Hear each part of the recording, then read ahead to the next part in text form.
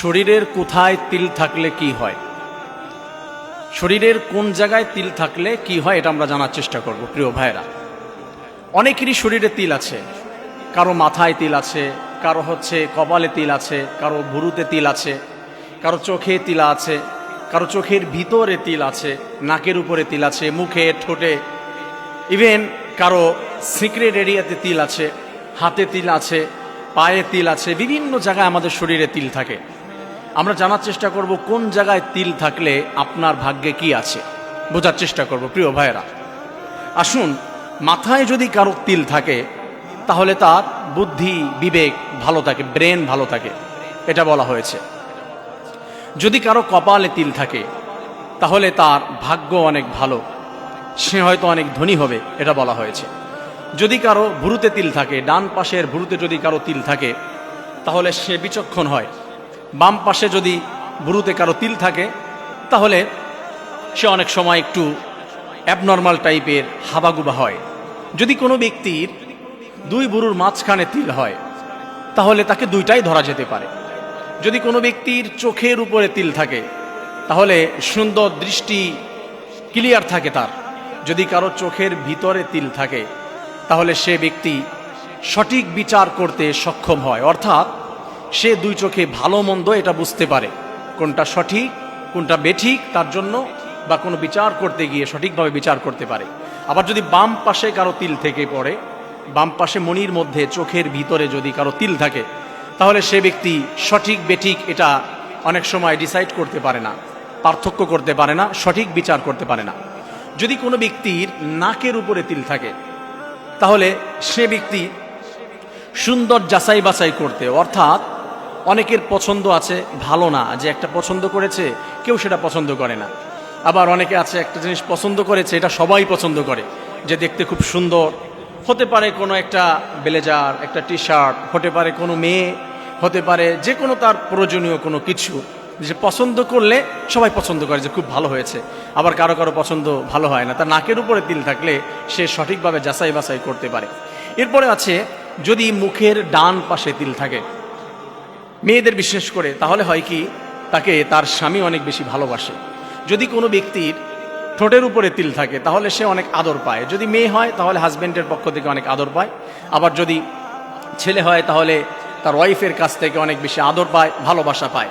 এটা হচ্ছে যদি কারো ঠোঁটের উপরে তিল থাকে। যদি ঠোঁটের নিচে এই জায়গাটায় তিল থাকে, অনেকের এখানে তিল আছে, যদি সেইখানে তিল থাকে তাহলে অশুভ হয়ে যায়, সে ব্যক্তির ভাগ্য খারাপ থাকে, সে কখনো কারো ভালোবাসা পায় না, কারো প্রিয় ব্যক্তি হতে পারে না। এভাবে যদি কারো বুকের উপরে তিল থাকে তাহলে তার জন্য কি হবে, বুকের উপরে যদি তিল থাকে তাহলে তার সাহস অনেক বেশি থাকে। ডান পাশে থাকলে পজিটিভ, বাম পাশে থাকলে নেগেটিভ। আবার সিক্রেট এরিয়াতে অনেক জায়গায় আছে তিল থাকে, সেই ব্যাখ্যা নাই দিলাম যে কোন কোন এরিয়াতে। হাতে যদি কোনো ব্যক্তির তিল দেখা যায়, যে হাতের ভিতরে তিল, তাহলে তার ডান হাতে যদি তিল থাকে তাহলে সে ব্যক্তি অনেক ধনী হয়, অনেক টাকা পয়সার মালিক হয়ে যায়। আবার যদি কারো বাম হাতে তিল থাকে তাহলে সে টাকা পয়সা ধরে রাখতে পারে না, যত ইনকাম করে সে কখনো সচ্ছল থাকতে পারে না, সচ্ছলতা ধরে রাখতে পারে না, সে শুধু ব্যর্থই হয়ে যায়। কোনো ব্যক্তির ডান পায়ে যদি তিল থাকে তাহলে সে ভ্রমণ প্রিয় হয়, সে বিভিন্ন জায়গায় সফর করতে, ট্যুর করতে ভালোবাসে, ঘোরাফেরা করতে ভালোবাসে, এবং তার ভাগ্যে অনেক সফর থাকে। আর যদি কারো বাম পায়ে তিল থাকে তার নেগেটিভটা হয়ে যায় সাধারণভাবে, যে সে ট্যুর করতে পারে না, ঘুরতে যেতে পারে না, বা তার মন চায় না, এগুলো তার পছন্দ হয় না। প্রিয় ভাইয়েরা, এই যে বিষয়গুলো বললাম যে কোন জায়গায় তিল থাকলে কি হবে, প্রিয় বোনেরা ভালো মতো খেয়াল করবেন।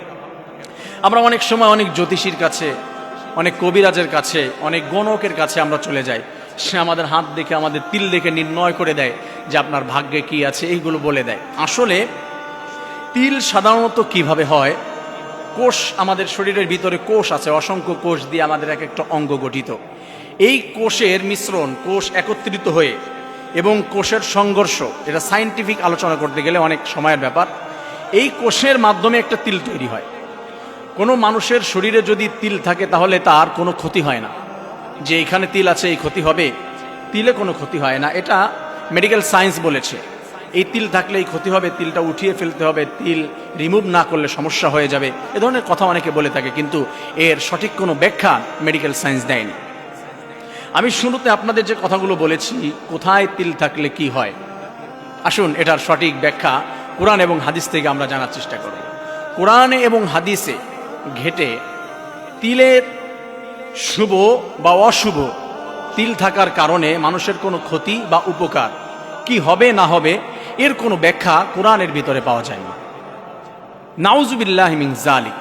যদি কেউ বলে চোখে তিল থাকলে এটা হবে, কপালে তিল থাকলে ভাগ্য ভালো হবে, হাতে তিল থাকলে ধনী হবে, বুকে তিল থাকলে হচ্ছে সাহস হবে, এ ধরনের কথা যদি কেউ বলে, তাহলে আপনি নিঃসন্দেহে কথাটি ছুঁড়ে ফেলে দিতে পারেন। এই কথার কোনো ভিত্তি নেই, কারণ আল্লাহ রাব্বুল আলামিন তার হাবিবের মাধ্যমে জানিয়ে দিয়েছে, ওয়াল কদরি খাইরিহি ওয়া শাররিহি মিনাল্লাহি তাআলা।